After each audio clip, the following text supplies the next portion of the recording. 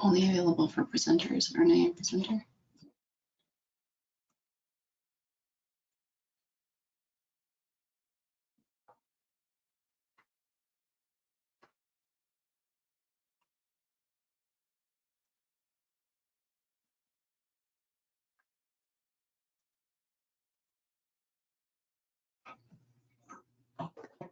Hello, sorry for the delay here. We're having a little bit of technical difficulties. Looks like we now have about 26 attendees on, 27.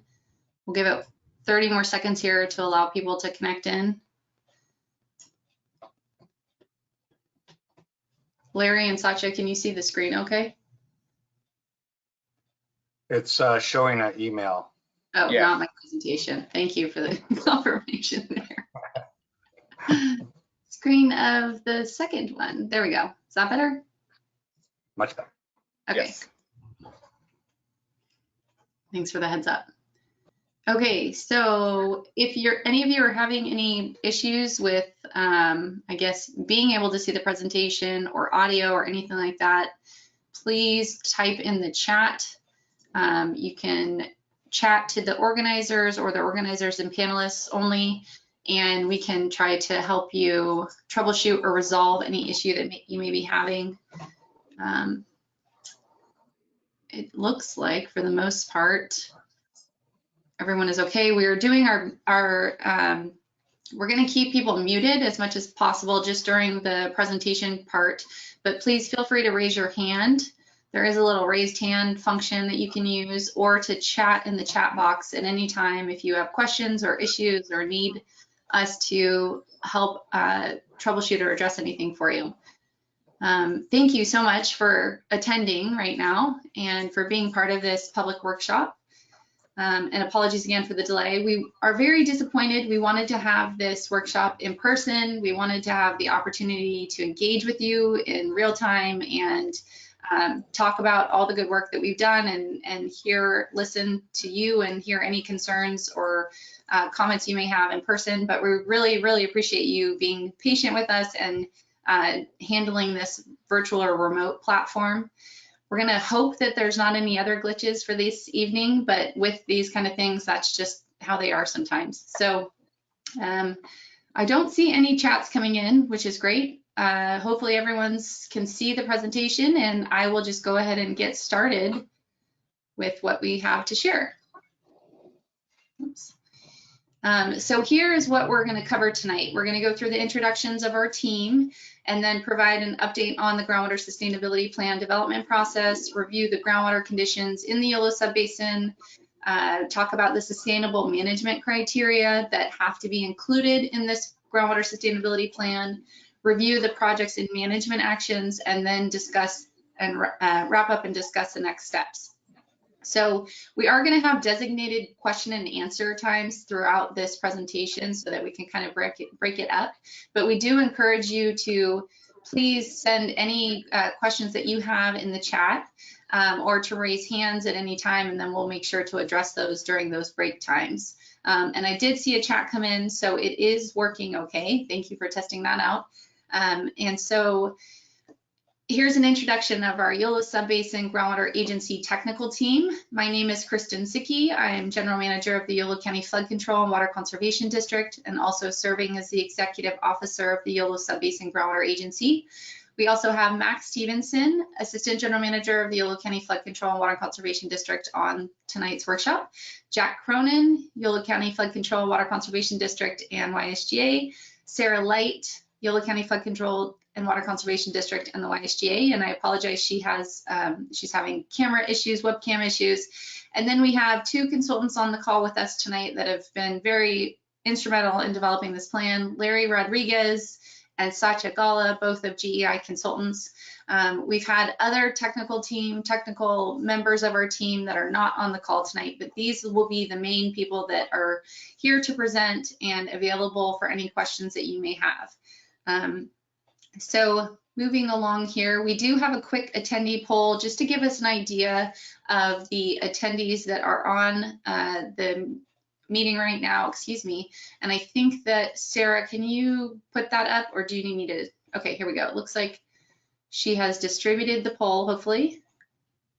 And we would very much appreciate your participation. It's just letting us know if you have a domestic well, an agricultural well, you're concerned about the environment, you're a surface water user or other. We'd just like to get an idea of who's interested in listening tonight and how we can help address any answers to your questions. Good, it looks like responses are still coming in, so we'll give it a few more seconds here. It's showing we have 40 attendees, which is wonderful. And Sarah, feel free to obviously manage it whenever you think it's kind of tapered off here.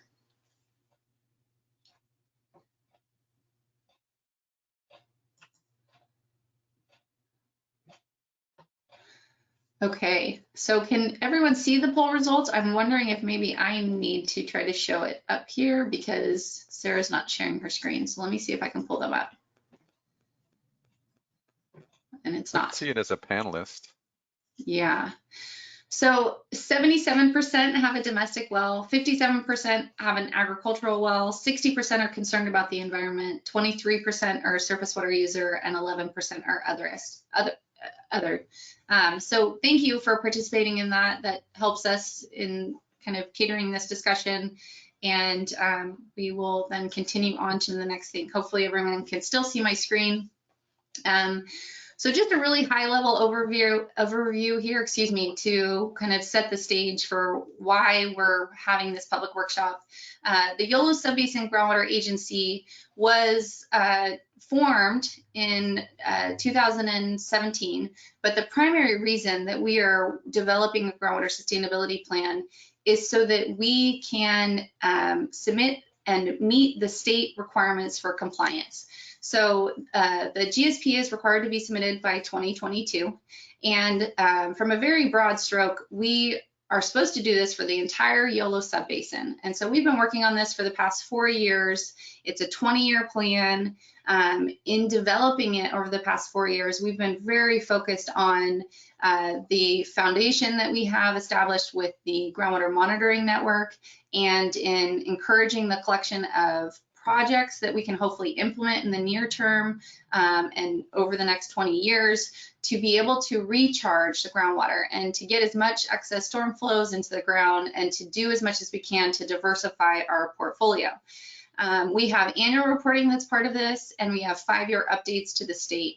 And the pictures that you see here illustrate an example project that the Yolo County Flood Control and Water Conservation District has participated in for the previous 6 years in diverting excess storm flows. So the picture on the left is an image of the Cape Dam with excess storm flows going over the dam, which then go down Cache Creek towards the Delta.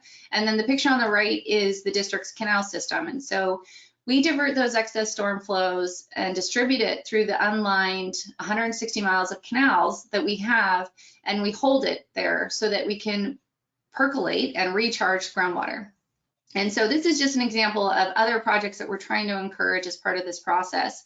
In developing this plan originally, we wanted to work through the state's, protocol or program that they had established and their structure. And so we've done everything that we should from a state perspective, but given the way that this year is now being kind of working itself out, now this plan is viewed in the context of the drought.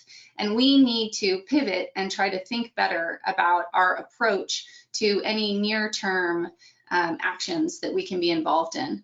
But I just wanted to give you that high-level overview of the main objective is for us to complete this plan as part of a state compliance. And we are going to work to kind of get our feet under ourselves as a new agency in Yolo County.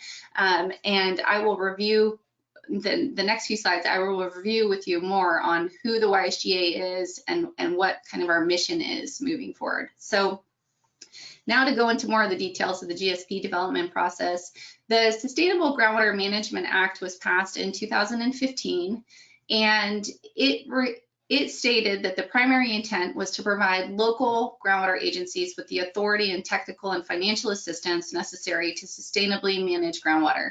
So that's the main objective here, is for us to prove to the state that we can retain local control and that we can be responsible stewards of our groundwater resources or our water resources as a whole.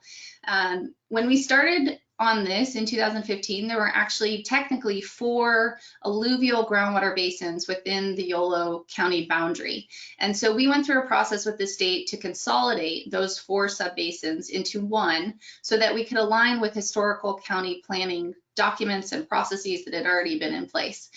So that was a good effort for us to create one alluvial groundwater subbasin, and then for us to create one agency that would be responsible for that subbasin, and then to develop one plan. We really wanted to work on economies of scale and keeping things simple. During our outreach process, the Water Resources Association of Yolo County has been around for over 25 years, but had partnered with the Yolo County Farm Bureau to start this process, this initiative in developing a new groundwater sustainability agency as required by that SGMA legislation. So the WRA and the Yolo County Farm Bureau went around to all eligible entities and to other partners and suggested that we try to form one agency. So here you can see this is a map of the member agencies. We have the county participating, we have Yochadehi Winton Nation participating, the cities, UC Davis, the reclamation districts, the irrigation districts. We have an environmental representative who is on the board as well. And so it's a very diverse, and to my knowledge, the largest GSA board that may exist. Here's some more details about it. It's a 25-member board, and in developing this board, or this JPA, I should say, as part of the Yolo Subbasin Groundwater Agency, we wanted to recognize the primary reason that we wanted to have an umbrella agency. We wanted it to be for regional planning and reporting. We wanted to still recognize and appreciate the local autonomy or local authority of each individual entity and district.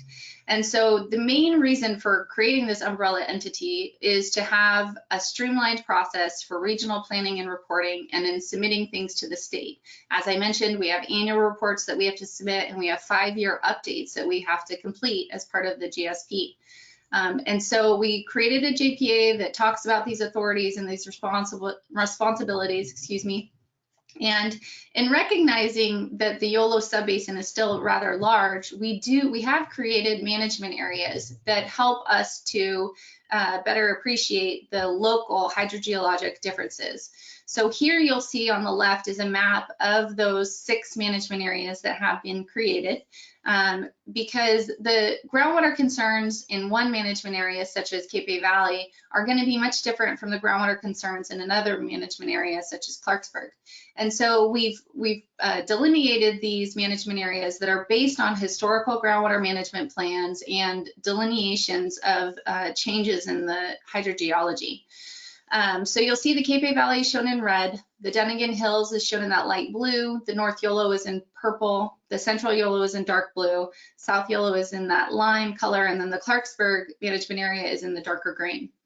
And the main objective with these management areas is to inspire all of the local entities within individual management areas to create their own advisory committees and to work towards sustainability at a smaller unit, a more manageable unit, where it can be a beneficiary pays structure for projects to be implemented and where they are solely responsible for what's occurring underneath them in the aquifer. So working with the state, they want us to report at a subbasin level, but we've tried to recognize that there is going to be a little bit more of an internal structure, nuances involved in our plans, and we are hoping that the advisory committees will really be the ones that start to tackle the more local, on-the-ground issues and to work through those harder questions that may be coming up here in the future.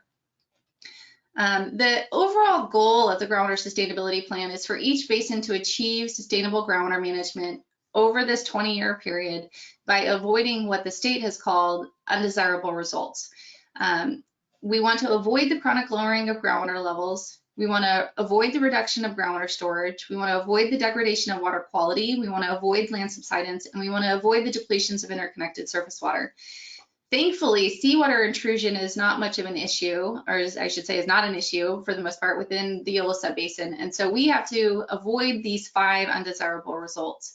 And we have worked on developing all this information in the plan where we set certain criteria or limitations that we don't want to go below because we don't want to trigger these undesirable results. The GSP has a lot of information in it, but here's some high-level buckets of what's included. There is a hydrogeologic conceptual model, so that we can understand better what it looks like underground. There's a water budget component because we need to know the ins and outs within the subbasin and what our long-term sustainable yield is and what our long-term sustainability is. There's stakeholder communication and engagement.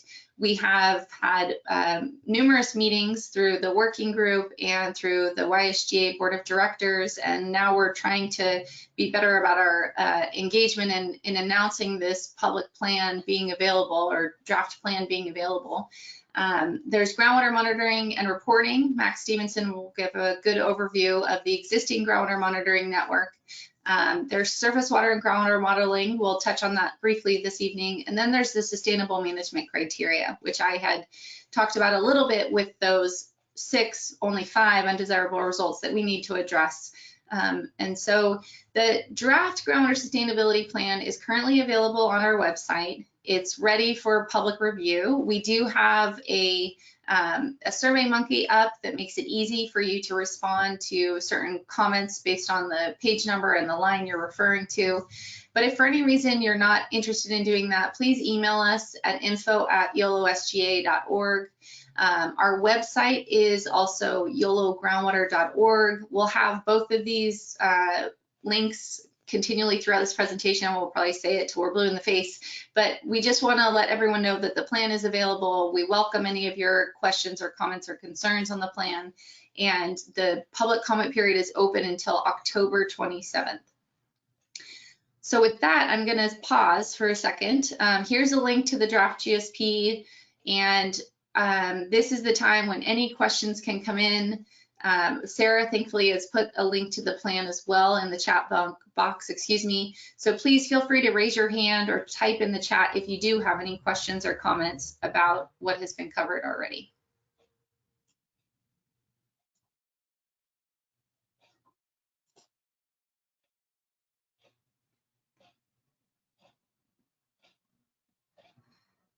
Okay, well, I'm not seeing any raised hands, and I don't see any chat going on. Sarah, do you see anything that has come in? I don't see anything, Kristen. Okay, wonderful. Well, again, please feel free to raise your hand or use the chat function at any time. We will continue on with the presentation, and I will turn it over to Max Stevenson to cover groundwater conditions. Hello, everyone. I have this little door here. Can you hear me? Yes. Am I coming through? Great. Yes. So there's been a lot of new things happening, the drought, climate change, but there's a lot of things we've been doing for many, many decades, and that's groundwater monitoring since the 1950s, in fact. And so I'm going to explain how our program has been working over the past decades, what we've seen in past droughts, and maybe what we're going to see in the future. And Sarah, can I have the mouse? Oh, I think I do. No. I like to point at things on the screen. Okay, so here we have a map of Yolo County. Can you all see my mouse hovering over Davis here? So Davis, Woodland. I don't hear anyone, but I think yes. Yeah, and then Cape Valley. So each one of these dots is a monitoring well in our program. There's over 450 dots here. This is a multi-agency program. Gosh, in the past there's been 12 to 15 different agencies that monitor groundwater, but over 40 different agencies monitor groundwater. But just for our program, So these are just the monitoring wells. As I said, there's 450 dots on this map. Production wells, there's probably 8 to 10,000, at your home or farm, ag wells, municipal wells for the cities, for the university, the tribe's casino operations. Everyone has wells and depends on groundwater. But how do we monitor this groundwater? So over here is a cartoon of a diagram, let's say, of a well. Here's the ground surface. You see the grass here, and basically a well is a hole in the ground going down. And if this little dotted line here, let's say that's the water level. Well, that goes up and down. So when the water level is high, that means there's more water, just like a glass of water. And when it's low, there's less water, or a reservoir. And we can track that. So if you put it on over time, this is an example with a float going up to a pulley. This is how it's done all over the world, and we use computers and electronics now. But essentially, when the water goes down, the line goes down, the water goes up, the line goes up. I'm trying to change the slide. Okay, so this is, oh, I can't see the bottom of the slide. Can anyone else? I don't see the years. Is everyone else good that way? I can see the years, Max, so I'm not sure if it's zoomed in. Yeah, it might be an issue for me. There we go. Well, going back to this slide. Did that work? Nope. Going through the poll. Well, that's what we get for letting me be in control of the presentation. Here we go. Excellent. So in Yolo County, in the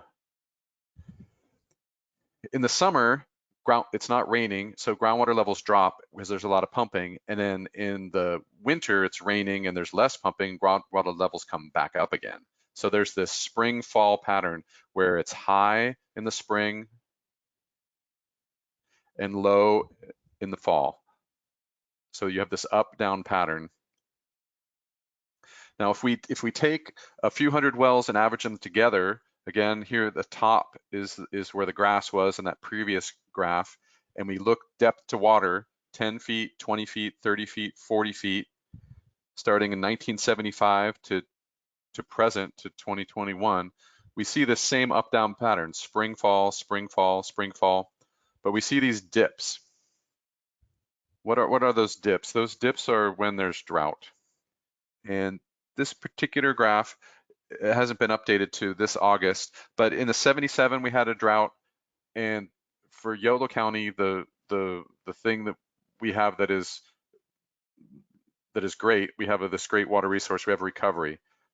1991 drought, recovery. 2015 drought, recovery. The current drought is going down. It'll be probably similar to the 1977 drought. So on average, we're looking at a depth of 70, 75 feet to water. Again, that's just the average. This is on the basin at large. Everyone has different wells in different conditions. Sometimes it's 200 feet to water. Sometimes it's still 10 or 15 feet to water. But the idea is that we have a spring-fall pattern where every year water levels drop and recover, but then we also have this general pattern of drought and recovery, So this is the same type of graph, but starting in the 1920s and going to 2016. And instead of depth to water, it's change in storage. So if you think of the aquifer under the ground as a reservoir that fills and drains as it rains and is dry in the summer and we pump it, the changes are so yellow is the Sacramento Valley. That's where we are in Yolo County. We do have changes. It does go up and down, but down south, San Joaquin Basin, Tulare Lake Basin, we're looking at over 100 million acre feet of overdraft. That's a dozen or more Lake Shastas. We're quite fortunate here to have this history of groundwater sustainability. We have these depressions during drought, but recovery. The question is, we need to manage this into the future. That's what Sigma's for. That's what this process is for, with increased plantings of permanent crops, increased pumping, changes in climate. We need to manage the aquifer to continue this good history that we've had. I know people are very worried about our current drought, and so am I. So how do these drought conditions compare to 2015 levels? So this is, how do our current conditions compare? This is in August. We just took a measurement a little while ago, a couple weeks ago, in our entire network. And these dots show if it's above or below 2015. As you can see, blue shows above that 2015 low. So we're not at the low yet. Of course, we're not in the fall minimum at the end of the irrigation season, but there's a couple red dots showing 30 feet below, but in general, we're not to those 2015 levels. Now, if we compare to today's conditions to 1977, again, there's few, the historic drought of 1977, lots of wells are still above those lows. We haven't gotten to the end of the summer yet, though.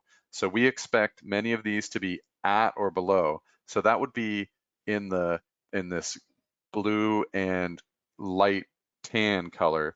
So we're expecting to be at those same levels on average. Some areas are going to have more trouble than others. Some areas will be better than others, but on average, we're looking at about 1977. Any chat questions yet? I'm wondering if someone in the audience could send a test chat, because we haven't received any. Yeah, there's no chat questions, Max, but there are questions. Attendees have raised questions to the questions pane. So Oh, go okay. ahead, go there. Yeah, if you could read off a couple, I can try to. I don't see a questions page. Well, so Deborah Curry, it says go to the questions pane. I'm having a hard time seeing them. Sarah, can you see them okay? Oh, there we go. Yes, I can. Okay. I can see them. I can read them for you, Max. Okay. So, yep, the attendee questions will go directly to this questions pane. Anina Andrus would like to know why the range of mountains east of the Capay Valley is excluded from the monitoring network. Ah, so this range right here. So there's two types of aquifer, let's say. So you know, down in the flats here, down in the valley by Davis and Woodland, Esparto, the land is very flat, but up in the hills here, it's very hilly. The reason why this area is flat down here is that, think of the Central Valley as a big bathtub, and over the millennia, the mountains have been eroding in, the alluvium, gravel, sand, floods have been adding layers and layers of sand and gravel and filling up that bathtub. That's our aquifer. We've got great conductivity in there. You drill a well, almost anywhere you're going to find water. It's the spaces between the gravels and the sands have a lot of water in them. The mountain ranges, those are called fractured rock aquifers. There might be rocks underground as big as the Empire State Building, solid granite or other rocks. And when you drill a hole in them to make a well, you have very hit or miss if you're going to find water. If you happen to get a fracture in that rock, the fractured rock aquifer, you'll get water. But if you're trying to drill wells up in the hills, you have a greater chance of a dry well. Your hole isn't going to be producing. But when you drill down in the flats, you have a much greater chance of hitting good groundwater. And so the state has defined the edges of the aquifer for us based on the geology. Areas where there is the alluvium, this bathtub full of rocks and gravel that we live on top of in the valleys, that's where the aquifer is. That's where groundwater is. You still can get groundwater up in the fractured rock systems, up in the mountains or the hills, but it's not as good. And then in the Capay Valley, underneath the flatness of the valley, there are really thick layers of alluvium, hundreds of feet deep, that you can get a good well. Or you might sink a well and it goes right into an underground mountain range that is a bunch of solid rocks that has very little spaces for water, and you don't get as much productivity. So this is the geologic definition from the state of where our aquifer is, and areas of Yolo County up in the hills are excluded from that because they're not considered the good producing aquifer. So next question, if there's one. Yeah, one more question, Max, and then we can keep going. Deborah Curry was asking about the average hydrograph. How are you accounting for the fact that these wells are at different depths? Wells at different depths would react differently. So what does average mean? Yeah, good question. So I'm trying to get back to this average hydrograph. We call this the sawtooth hydrograph because it looks like a sawtooth. So two answers to that.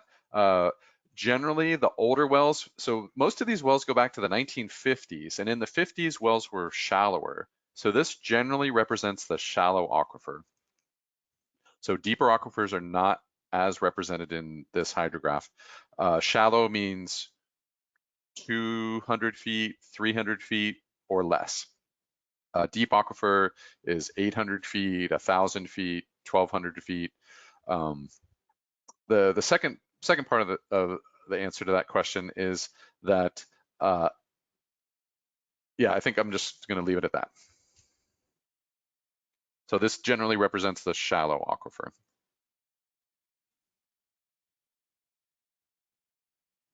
Did that help? Thanks, Max. Yeah. Okay. Now we'll just go. So one of the responses to,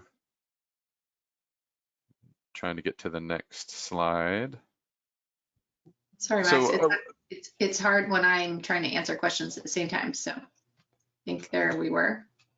okay, so the purpose of the GSP, the Groundwater Sustainability Plan, is long-term sustainability. Are we on a good trajectory for, you know, the multi-decadal 10, 20, 30 years out?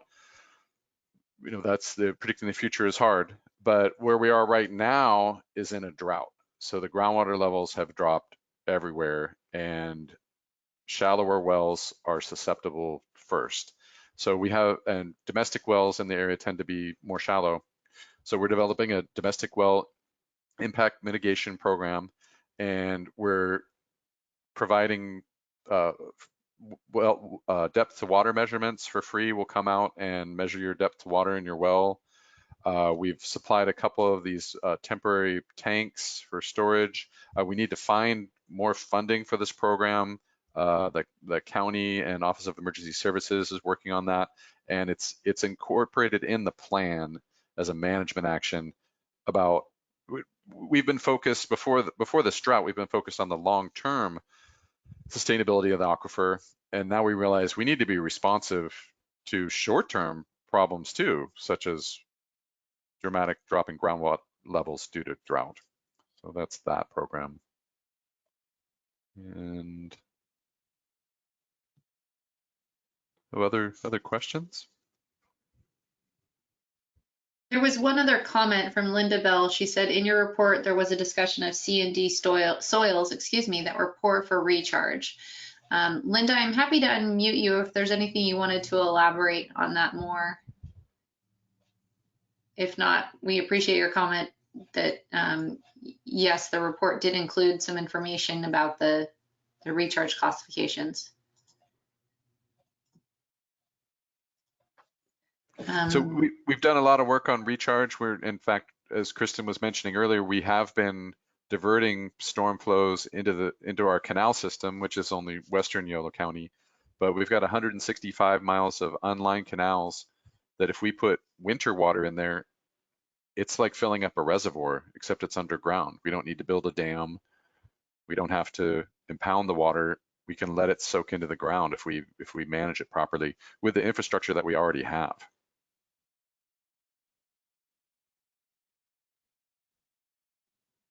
Great, thank you, Max. I don't see any other questions coming in at this time. So with that, we will carry on. And again, please feel free to ask a question at any time it comes up. And give a call too. I'm available, you know, to take questions over the phone. Lots of people call all the time, emails.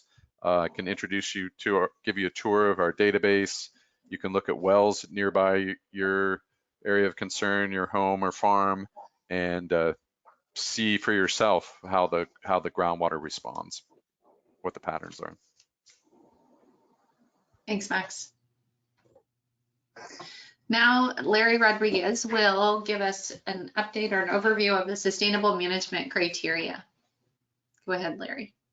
All right, thanks, Kristen. And I'm gonna let you or Sarah maintain the controls. So, because I'm bound to mess it up and we'll be looking at something we shouldn't be, I guess. So I'm gonna just provide a real high level overview of the sustainable management criteria that was developed for the groundwater sustainability plan. And as Kristen alluded to, we've been working, with a lot of the local interests to develop, to review all the data that's available that Max just went over. All of that information that we have on the basin, whether it's well data or hydrogeologic data, geology, land use, all that stuff really plays an important part in how we set sustainable management criteria. And so this overview, again, is going to be very high level. Please, if you've got more in-depth questions, as Max and Kristen indicated, give them a call, but also review the document. The document, right now the GSP is several hundred pages long, and I'm going to try to squeeze about 150 of those pages into the next 5 minutes or so, or 10 minutes. So next slide. So I'm going to talk a little bit about the future condition and what we're trying to plan for. That's really the objective of Sigma, is to reach sustainability in the future. And so we have a 20-year window in which we need to try to reach sustainability. And as Max alluded to and Kristen alluded to, we have a fairly stable basin. So we kind of feel like we're generally on a long-term basis, we're kind of in the place where we want to be. So our goal for the plan is really to try to maintain that. And then I'll also talk about, I'll go through the sustainable management criteria for each of the specific indicators that Kristen alluded to.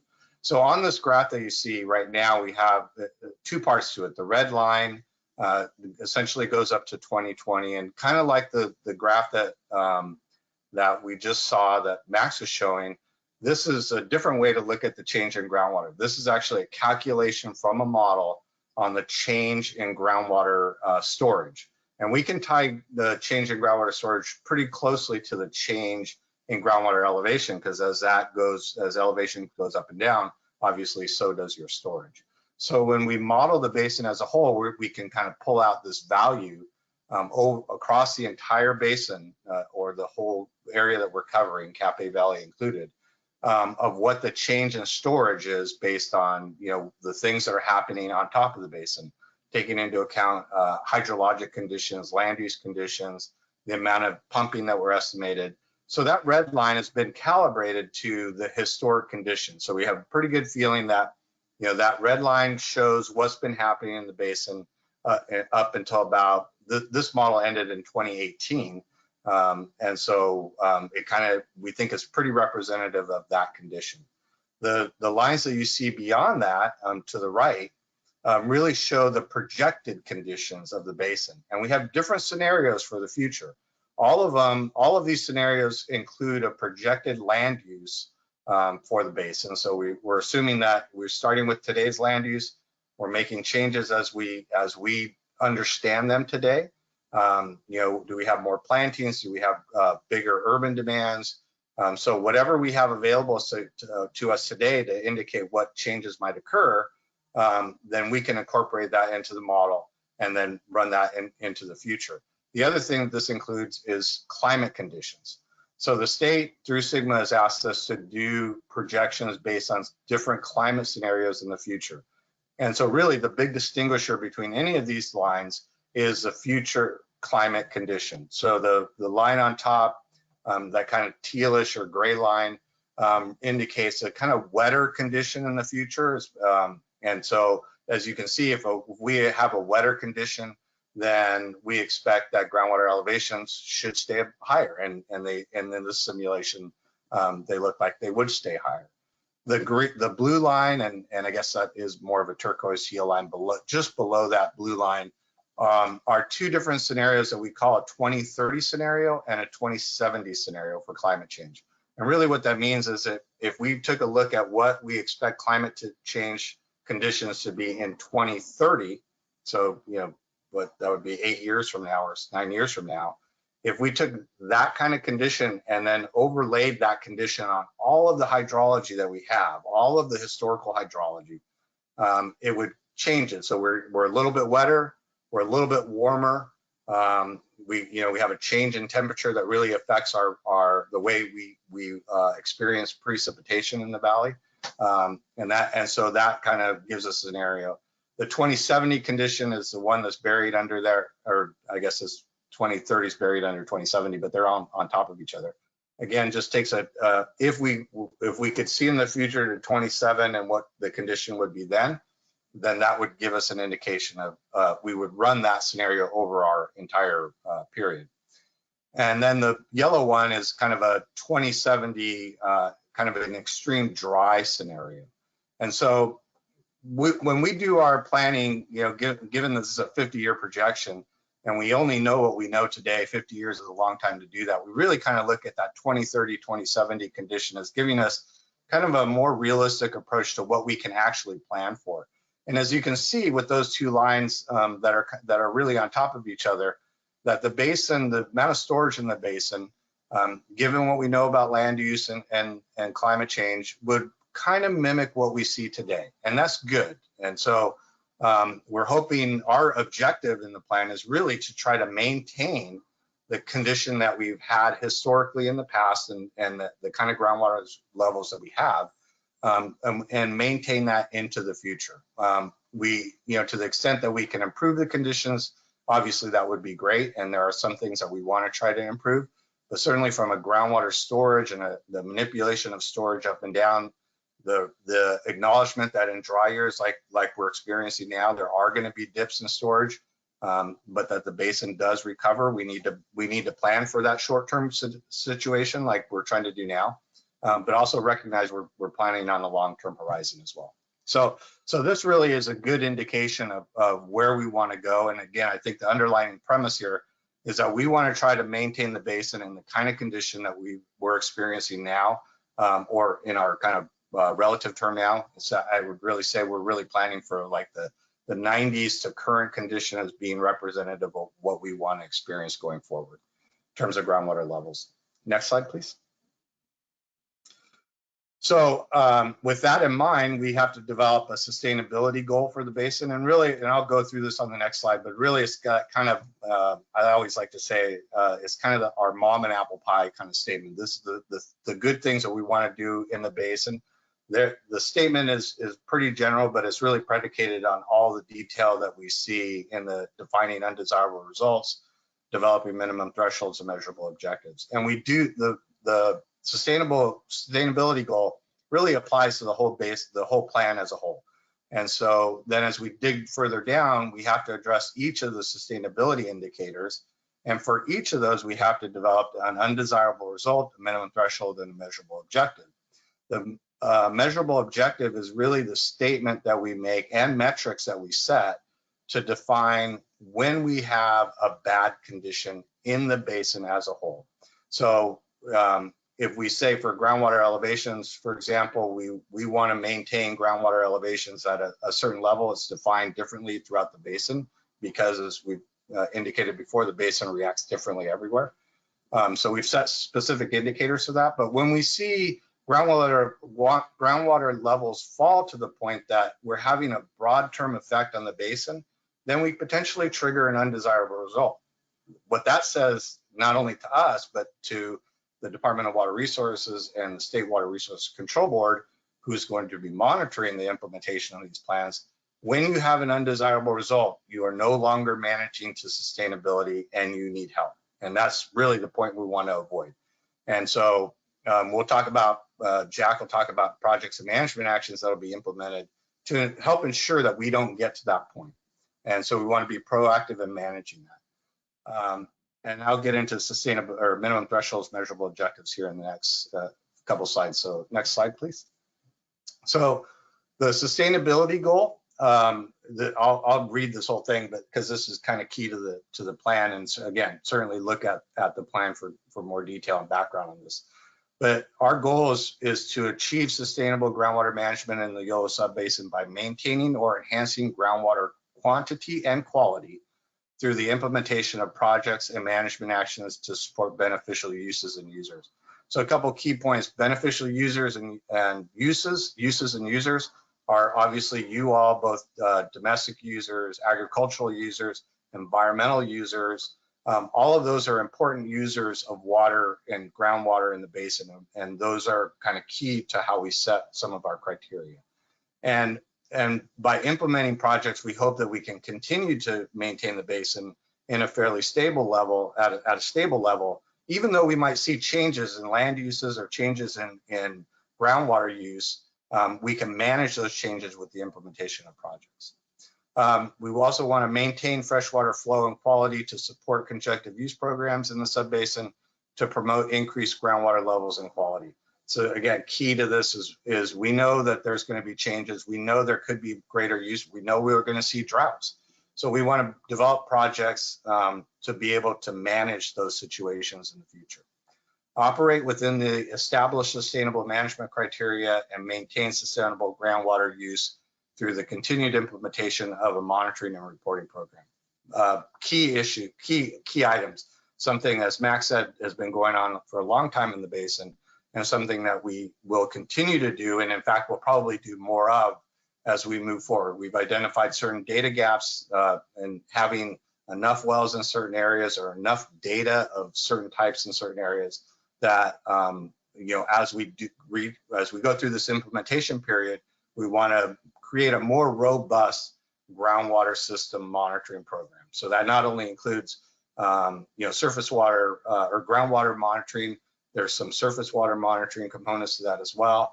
There's subsidence monitoring that we want to do, and then there's also water quality monitoring. So all those things we want to make sure that we have a really good handle on and can be able to understand the connections between how we change management practices and how it affects our groundwater resource. And then finally, maintain sustainable managed operations to maintain sustainability over the implementation and planning horizon. And as I said, that's really kind of our 20-year horizon to get to sustainability. So the definition for sustainability really kind of keys on our undesirable results. And I touched on this a little bit, but we developed the definition for an undesirable results for each of the indicators: the lowering of groundwater levels, the reduction of groundwater storage, degradation of water quality to an extent, I'll come back to that, land subsidence, depletion of interconnected surface waters, and seawater intrusion. So seawater intrusion, as Kristen indicated, we've taken that off the table. We don't really have that issue. That's more of a coastal issue.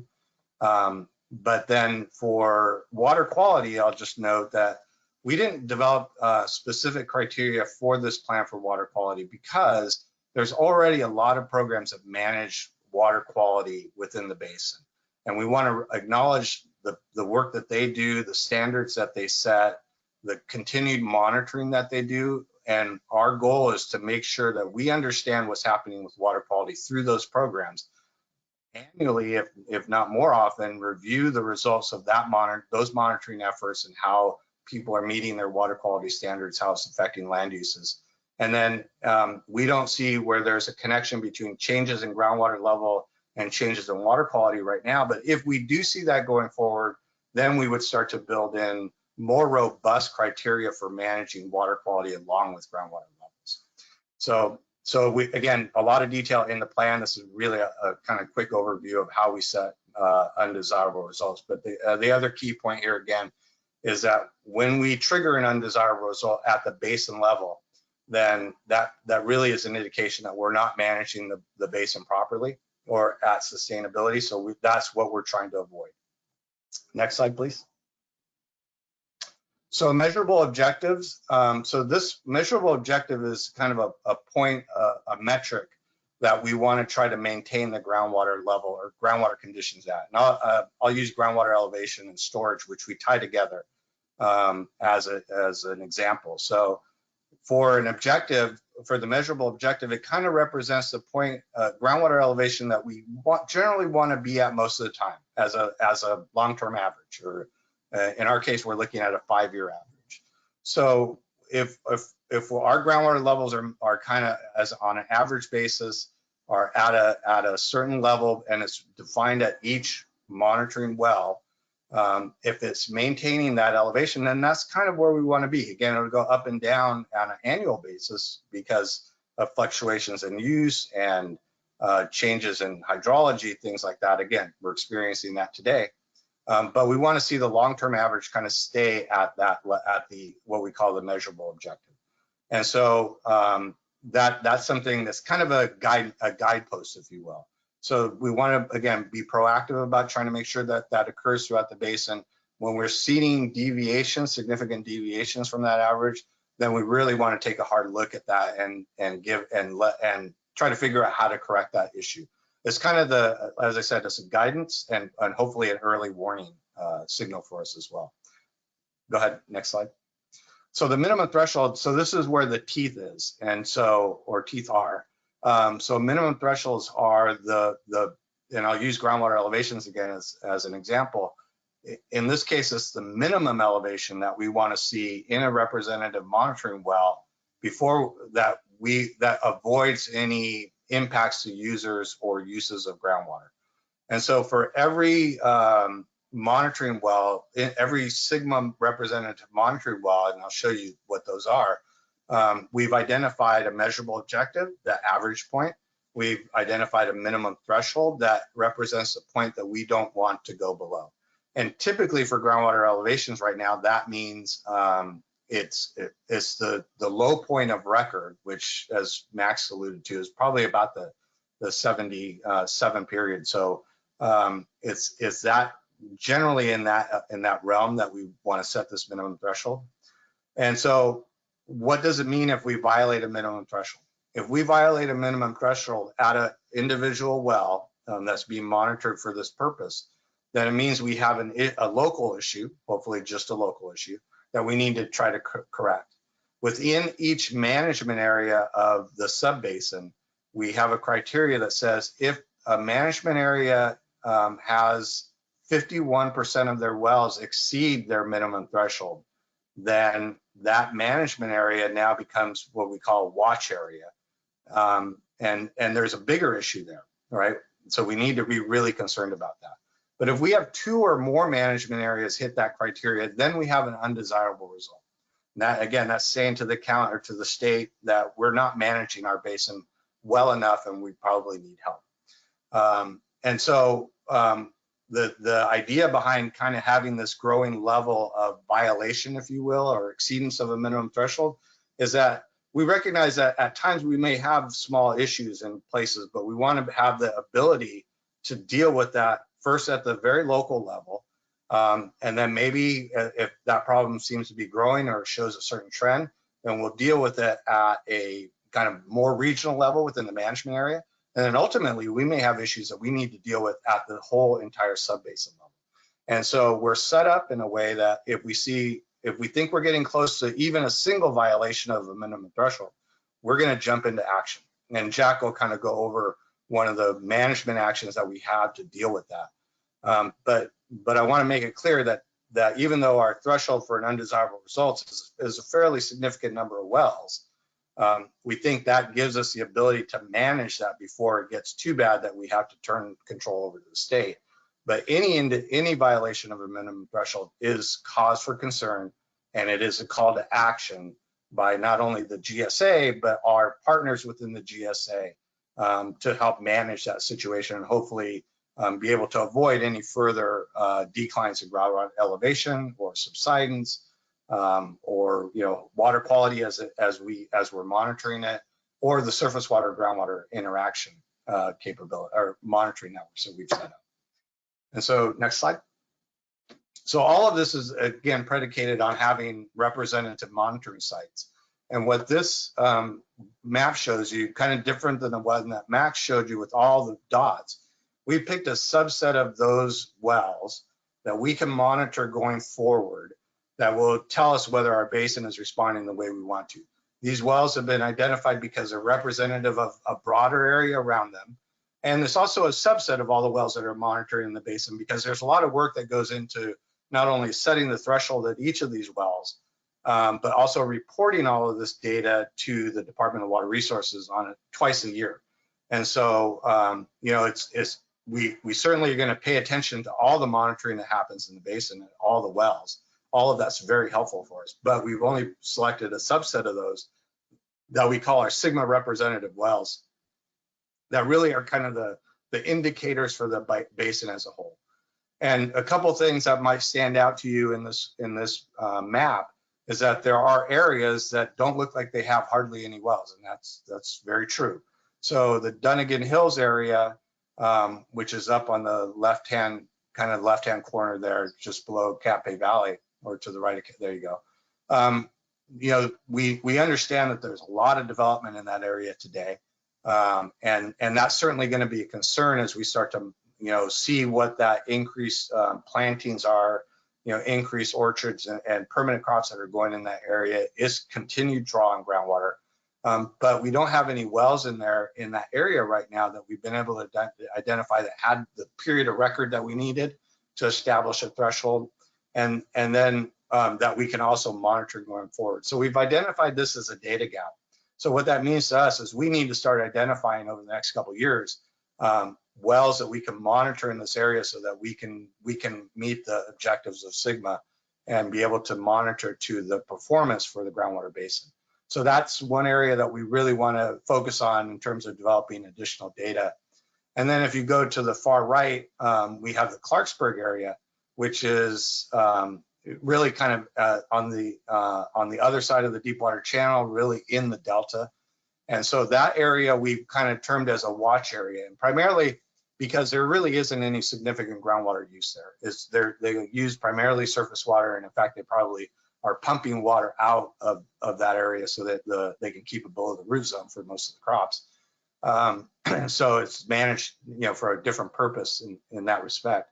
But what we've determined is we don't really need to set groundwater management criteria out there, but we will continue to monitor the area. So if we see changes in land use practices, we see a bunch of new wells going into that area to utilize groundwater, then we're going to change our story here. We're going to want to look at that and determine whether we need to start monitoring and setting thresholds and objectives and all those good things out in that area. But as of yet, we don't think that that's really a concern for us. But again, we will continue to monitor that on a regular annual basis to see if there's any changes that would trigger additional monitoring.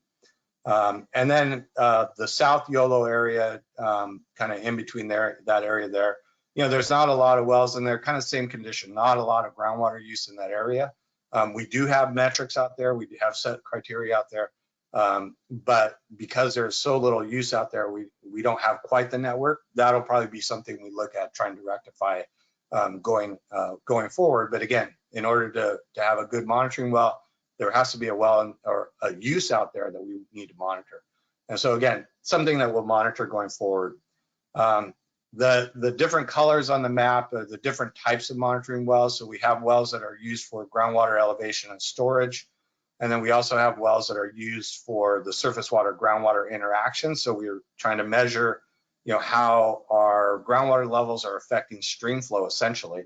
And we want to be able to maintain, again, that kind of historic condition that supports habitat along these aquatic corridors, whether it's Cache Creek, Poudre Creek, some of the sloughs and other things in the area that are important for those other environmental beneficial uses. We want to make sure that we maintain a groundwater level and a connection, that periodic connection to groundwater that continues to support those critical habitats.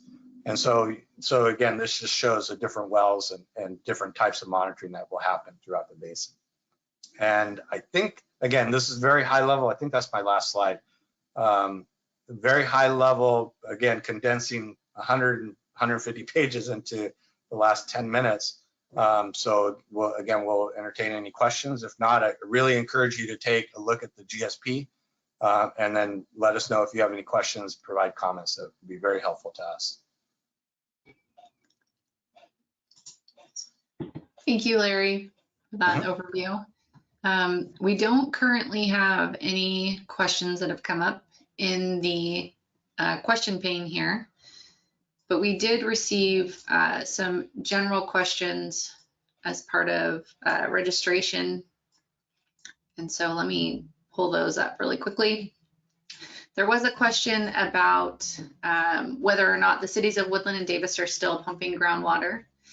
And it looks like Dawn Gary was the one that had asked the question. I don't see her on the call, but yes, the cities of Davis and Woodland do still use some groundwater. We're not aware of what the exact percentage is right at this time. It is primarily surface water, but they are supplementing a little bit with groundwater. And then Don had said that Wild Wings is already conserving at a rate higher than the 15% requested by the county, and the community conserved 36% compared to this month last year, and 34% compared to the 3-year average. And then we received another comment from Linda Bell about being interested in the Hungry Hollow area. And Linda, if there's anything you want to ask specifically about the Hungry Hollow area, I'm happy to take you off of mute, or if you want to put the question in the question pane here, please let us know what's best for you. And let's see, another one. Another question came in from James Burra. Please discuss the aquifer's connection to Cache Creek through underground gravel and how that can be affected by area mining applications. Also, please discuss adding both above and below ground water storage via inflatable and permanent dams. So James, hopefully you felt like we've already discussed the second part of that question. Jack Cronin will be going into more specifics on projects. But for the first part of the question, I guess I should check to see if you're on, and you're not. So we'll actually send James an email, because that might be easier to provide a link to all the information that is related to that first question. And then it does appear that one other one has come in from Zach Main. Wild Wings had to lower their pump, correct? Yes, Wild Wings did have to lower their pump to help themselves get through the declining groundwater levels that they're experiencing right now. And so did we at the district headquarters. Yes, so did the district headquarters. We are located right next to Wild Wings, and there is a fun little phenomena known as the Plainfield Ridge. Max, would you like to take a few seconds explaining that? Oh, sure. So when I was explaining about the alluvium, the bathtub filled with sand and gravel that is our Central Valley that we live on top of, there are areas underground where it's not alluvium. And the Dunnigan Hills is oriented north-south, and as it goes south, it dives under the ground and is essentially an underground mountain range with alluvium on both sides, and it follows the County Road 95 alignment north-south. So that's one of the main reasons there's been so many ranchettes and subdivisions there, because it was more rocky ground and a little bit hilly, not as good groundwater, and it wasn't as good for agriculture. So it got subdivided into various smaller pieces. And when you sink a well into the Plainfield Ridge, this underground mountain range, sometimes you get good water, sometimes you don't. And there are more layers. If you sink wells out in the alluvium, the aquifers are connected. But if you sink a well over the Plainfield Ridge or in areas where the alluvium is thinner on the edges of the basin, it's more like a layer cake, and the layers can be separated, where shallow wells might have water and deep wells don't, or vice versa. So there's a disconnect in these layers, and that's especially prominent over the Plainfield Ridge, which is Wild Wings, the district headquarters, heading south to the Yolo County Airport, and on the fringes of the aquifer. As you go into the rangeland all over western Yolo County, as you go from the flats up into those steeper lands that traditionally haven't been irrigated, they're rangeland, unirrigated grassland. Those areas, when you sink a well there, you tend to have poor production of water. Thanks, Max. Larry, we did have a question that came in about the monitoring network. If I can go backwards here, it's not letting me. There we go. There was a question from Linda about the closest monitoring well to Hungry Hollow being 261, and whether or not that's a good model for Hungry Hollow. Max, I'm not sure if you saw the question that came up. I tried to assign it to you, but Linda, if you want to elaborate more on the question as well.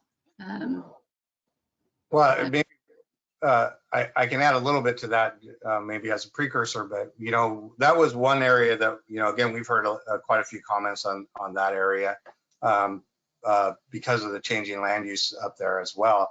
But it is also an area where we had some difficulty, again, finding the right well to have the historic period that we wanted to set our MOMTs, but then for our kind of future monitoring. So I think in the same way that Dunnigan Hills is creating a little bit of a data gap for us, I think that we kind of see the same thing in that Hungry Hollow area, and probably one of the areas that we want to try to identify another well going forward. And another point is that we're not just monitoring the representative wells, we'll be monitoring all the wells in the network into the future. And so if those wells show issues with declining water levels, we'll be addressing those too. The representative wells are for regulatory reporting purposes to the state, but for managing the aquifer, we're going to use all the monitoring wells in the network. Yes, and Linda, you have been unmuted if for any reason you want to elaborate more on the question. Can you hear me? Yes. Oh, okay. You kind of answered my question, because sometimes it's hard to kind of figure out where Hungry Hollow or someone's place like Good Humus really sits on that map. So I've just been trying to figure out how to use the information that's in the report. Yeah, if you, as Max mentioned, if you want to give one of us a call or send us an email, we can be more specific in helping you look at the yologroundwater.org map and drilling down to a specific area of concern. Yeah, I just started reading the report, so I'm just kind of stabbing at things. So, but thank you. Well, only a few hundred more pages to go, right? Thank you, Linda. Yeah. We appreciate you taking the time to read it. Okay, so with that, I don't see any other questions coming in. So we will advance the presentation here to Jack Cronin. He'll be giving an overview of the projects and management actions that are included in the draft Yolo Subbasin GSP. Thanks, Kristen. Can you hear me okay? Yes, you're good. Great. Hi, everybody. Yeah, my name is Jack Cronin. I'm a water resources technician for the Yolo Subbasin Groundwater Agency. I'm going to spend the next 10 to 15 minutes just kind of giving a quick summary of the projects and management actions that are included in the Yolo Subbasin Groundwater Sustainability Plan. So I'll start with kind of the purpose of these projects and management actions, then go into an overview of the proposed management actions that we currently have, and then I'll quickly go over some of the example projects that are applicable to the entire subbasin. Next slide, please, Kristen.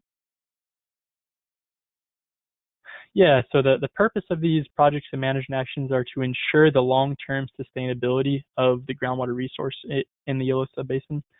So this applies to the sustainability indicators that Larry went over, groundwater quality, groundwater elevation, groundwater storage, surface water, groundwater interaction. So we want to ensure that these projects and management actions ensure the long-term sustainability of all of those things that apply to groundwater. We want to keep the water levels at the measurable objective in the long term and prevent the exceedance of the minimum threshold, which in turn prevents undesirable results. So we have 12 proposed and ongoing management actions and 75 proposed and ongoing projects. I'd really like to encourage everybody to take a look at the groundwater sustainability plan when they get a chance. This is included in Appendix F. It's in a table format. It's all there's additional information there that I think would be useful for folks to look at when kind of considering these management actions and projects. I'm going to go over all of the management actions and a selection of the proposed projects. Yeah, so with that, Kristen, let's go to the next slide, please. Yeah, so management action 1 is a continued and improved groundwater monitoring program. So this was touched on by both Max and Larry already. We have this long-term data set covering, the majority of the Yolo Subbasin. There's a few data gaps that we mentioned where we're trying to improve the monitoring network there. But we want to ensure that the long-term data that we've collected continues to be collected moving forward. And we also want to monitor in those data gaps that we mentioned, the Hungry Hollow, north of the Hungry Hollow, Dunnigan Hills, the South Yolo management area, and the Clarksburg management area. Those are some areas where we've identified that we don't have the greatest long-term records of groundwater depth to water, but we want to improve those areas moving forward. Next slide, please, Chris.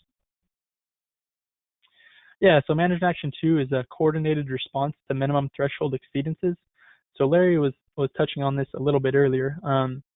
So in that monitoring network, when we see a well move away from the measurable objective and start moving towards the minimum threshold, if we see it in one well, we see a well moving towards that minimum threshold, we might go out and measure that well, ensure that what we're seeing is correct, kind of verify the data that we're seeing there. And if we can confirm that, then we might look at the wells in the area. So if it's one domestic well, one representative domestic well in the shallow aquifer well, we might start looking at that area and looking at some other domestic wells and just trying to evaluate the scope of what we're seeing. Is it unique to only that one well, or are there maybe 5 neighbors who are having a similar issue?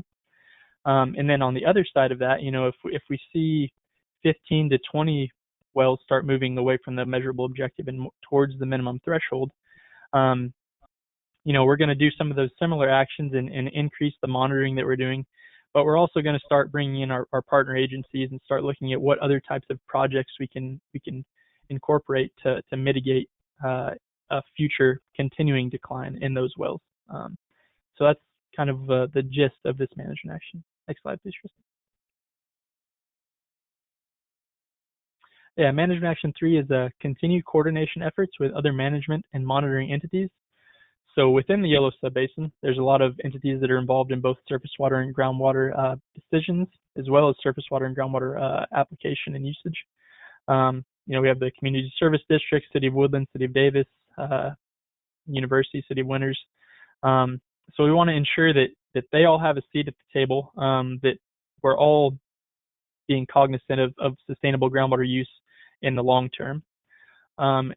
And then also outside of the Yolo Subbasin, there's these other subbasins that are tasked with developing the same types of plans for long-term sustainability. So there's the Calusa Subbasin, Sutter Subbasin, Solano Subbasin to our south, and then there's the South American and North American subbasins that are east of us across the Sacramento River. And we've been having meetings with all of those subbasins to ensure that what we're looking at for our measurable objectives and minimum thresholds and what we're defining as sustainability in the long term matches up with what those other entities are defining as sustainability. And we want to ensure that we continue to have those conversations moving forward. Management Action 4 is a subsidence monitoring program. So we have a pretty good data set of benchmark ground surface elevations. And we want to continue to take those ground surface elevations moving forward. So on this map, each one of these red dots are an elevation point that was taken with really, really accurate GPS equipment. And we want to ensure that those surveys are taken in the future. And then we also want to look at the most up-to-date technology to incorporate how we're evaluating subsidence at the entire subbasin level. So that information gets released. INSAR data is what it's called, and that shows us satellite determined subsidence in the Yolo Subbasin. So we want to be cognizant of what's going on with the ground surface elevation. Next slide, Chris. Yeah, so this is kind of a big one, preparedness through increased groundwater recharge and managed aquifer recharge projects. So this management action encapsulates a lot of the smaller projects, but essentially what we're trying to do is trying to encourage as much surface water and precipitation to enter the groundwater aquifer as possible. So that's, we mentioned Yolo County flood control, their unlined canals. By putting winter water into those unlined canals, we increase the amount of water that's flowing into the groundwater aquifer. City of Woodland has aquifer storage and recovery wells where they actually inject treated surface water, clean, high quality surface water into these wells, and that recharges the groundwater. And then they can, during times of less surface water availability, they can rely on that resource. And it's kind of like a bank account. You put water in when you have excess water, and then you take water out when you have limited surface water. Next slide, Chris. Yeah, so a conjunctive water use program. So essentially, this conjunctive water use is kind of a catchphrase, meaning that there's coordination in surface water and groundwater resource usage. So in wet years where there's a lot of surface water, we want to encourage as much surface water use as is sustainable. We want to try and kind of be smart about the groundwater use that is occurring. And then in drier years, we still want to be smart about that groundwater resource usage rate. And try and ensure that we're using surface water when it's available and relying on groundwater when we need to rely on groundwater. Next slide, Kristen. Yeah, Management Action 7, increased outreach and information sharing of groundwater resources and knowledge within the Yolo Subbasin. So we've been working really hard to develop the Yolo Groundwater website and trying to have these public meetings. The Yolo Subbasin Groundwater Agency groundwater data map viewer is this interactive platform where people can look at the groundwater levels. They can look at our real-time wells and see the information that we're using to make decisions. So that platform, we're trying to make that as open and as transparent as possible so folks can see what's happening with groundwater levels in their areas and in the Yolo Subbasin in general. And then we really want to be this open door where folks can give us a call, send us an email, come into the office and have a chat with us and let us know what they're seeing with groundwater levels, what they're seeing with groundwater usage in their area, and we can help them kind of look at what's going on and just feel like they have a voice at the table. So we want to be that kind of public-facing entity. Managed Action 8, Max touched on this. This is a domestic well impact mitigation program. So what we're doing this year, for example, we're kind of starting this program and starting to develop what this is going to look like. Max mentioned trying to find some additional sources of funding. So as we move forward, this program will become more fully developed and more fully fleshed out. But what we've been doing a fair bit of this year is going out to domestic wells and measuring their depth to water and maybe taking a couple depth measurements of their depth to water to just help folks develop a sense of where their water levels are at and where they might be in 3 months from now. And I think people have really appreciated that, just the comfort in knowing where their water levels sit and taking a couple measurements to see where they've changed throughout the summer. So this includes working with the county, and trying to find more long-term solutions and funding sources. Thanks, Tristan. Next slide, please. Yeah, Managed Action 9 is a surface water monitoring program. So within the Yolo Subbasin, there's quite a few different entities that monitor surface water flows. Yolo County Flood Control, Solano County Water Agency, DWR, USGS. These are all entities that have their own individual monitoring programs, but what we would like to do is kind of bring all of those programs together and look at the surface water flows and as they relate to surface water groundwater interaction as one group of monitoring stations. And that'll give us a better idea of how much surface water is flowing into the groundwater aquifer and vice versa in the gaining stretches of streams, how much groundwater is flowing into the surface water body. Next slide. Sorry, Jack, we did get one hand raised that I had just observed. And so, maybe it was an accident. Zach had raised his hand for a second and now it's gone. So we will continue to proceed. Apologize. No worries. Yeah, thanks. if anybody has any questions, feel free to drop them in the chat, or like Kristen said, you can raise a hand. I'm really happy to try and answer any of that stuff. Management Action 10 is the management consideration of gray areas in the Yolo Subbasin. So what we're referring to as gray areas are on the map, they're these areas in light green. So north of, the Hungry Hollow area that we talked about earlier, the South Yolo management area, and some of those Dunnigan Hills areas. In these gray areas are areas where there's not one overarching entity that is considering groundwater usage or surface water usage in that area. So we want to ensure that individual well owners and individual water users in those areas have a seat at the table, and that their voice is being heard, and the things that they're seeing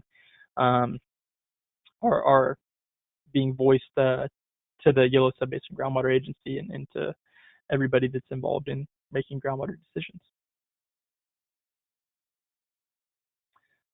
Yeah, so Management Action 11 is coordination efforts with land use planning entities. So we want to have, again, I've said seat at the table a bunch during this presentation, but we want to have a seat at the table when these discussions about land use plans are being made. So that includes Yolo County, City of Davis, City of Woodland, City of Winters, City of West Sacramento, some of the community service districts as well. But just ensuring that a sustainable groundwater future is being considered when new land use changes are being planned. Next slide, Kristen. Yeah, and then we have a Managed Action 12 is a continued investigation of the subsurface geology and aquifer properties in the Yolo Subbasin. So if we can improve our understanding of what's below our feet, what we're standing on, if we have an idea of how deep the alluvium is and where some of these rock formations that Max was alluding to earlier, if we have a better understanding of the aquifer characteristics that are below us, we'll have a better idea of what sustainability means in certain areas and in certain aquifers that might not be as totally connected to the rest of them. So we want to improve our understanding of places like the Plainfield Ridge that Max mentioned earlier, where we see different groundwater levels in wells that are fairly close together. We see different groundwater levels, so we want to understand the processes by which that is occurring. So that's what this management action is referring to. Next slide, Kristen. Yeah, so then I'm really quickly going to go over some of these subbasin-wide example projects. So we have one project that is a kind of a categorization and a cataloging of areas that are vulnerable to damage from subsidence. So we want to be able to see before it happens which areas are going to be impacted by subsidence, so we can take a closer look and use the most recent data to evaluate if the areas, if we're seeing any subsidence, what that might mean in the long term, and how we can start to help mitigate in areas where we're seeing subsidence like that. We want to continue to improve our groundwater model. The Water Resources Information Database, that's where we store tens and tens of thousands of groundwater elevations, depth to water measurements. We want to ensure that we're using that and making it available to the public when necessary, and ensuring that folks can see that data when at all possible. We have a topographic mapping, which is a LiDAR project. We want to get a better idea of mainly the elevation of the stream bottoms of surface water bodies. So this will help us characterize that groundwater surface water interaction a little bit better, just by knowing what elevation the depth of the stream bed is. We want to have some additional monitoring wells along the ephemeral interconnected surface water bodies and streams in near groundwater dependent ecosystems. Groundwater dependent ecosystems is that GDE term, pops up quite a bit in the groundwater sustainability plan. Kind of related to those GDEs is this vegetative and aquatic surveys. We want to ensure that we have a good understanding of groundwater levels in those areas. We have some aerial electromagnetic flights to improve that subsurface geology. So this applies to Managed Action 12. But basically, it's an MRI of the ground surface, and they fly over and they essentially take an MRI of the ground, and it shows us what we're standing on, and gives us some of those geologic properties that we're interested in evaluating. And then we have an abandoned well incentive program. So this is trying to identify sources of funding to help old abandoned wells be properly removed and decommissioned. Yeah, Kristen, I think that's kind of a good overview of those sub-basin-wide projects. Yes, thank you, Jack. Nancy Lee actually had a question about the current analysis of subsidence areas. And so, Larry, can you explain what we did to consider any existing subsidence and how the data and information was used in assessing how we should set the thresholds for the future? Yeah, so we recognize that subsidence certainly is an issue in the valley and in parts of the Yolo Subbasin. And so Jack alluded to the network that exists currently, some of the technology that's available for us to look at the rates of subsidence that changes over time. And so what we've decided to do on subsidence is really set it specific to management areas or parts of management areas. And the central Yolo is a good example of why we need to look at this a little bit more discreetly. We certainly have subsidence that occurs in the kind of woodland, a little bit towards the Davis area, but more towards that woodland Zamora area is kind of the hot spot. But if as you go further west up towards the foothills, we actually don't have subsidence. We have some uplifting that occurs. And so obviously that's caused by something else, right? It's not caused by groundwater management actions. And so, and the tricky part about subsidence is that we can stop pumping today and not change our groundwater elevations, but subsidence will continue into the future because it's one of those things that lags over time. So we've set it as a maximum rate of subsidence that we want to experience as a 7-year average or a 5-year average for the minimum threshold. We don't want to exceed a certain average rate over a 5-year threshold, which is closely tied to what we've seen in those areas today. So we're essentially saying we don't want it to get any worse than what we've seen today. Ideally, we want to see it get better, and we're hoping through some of our projects and management actions that we can stem that tide of subsidence a little bit.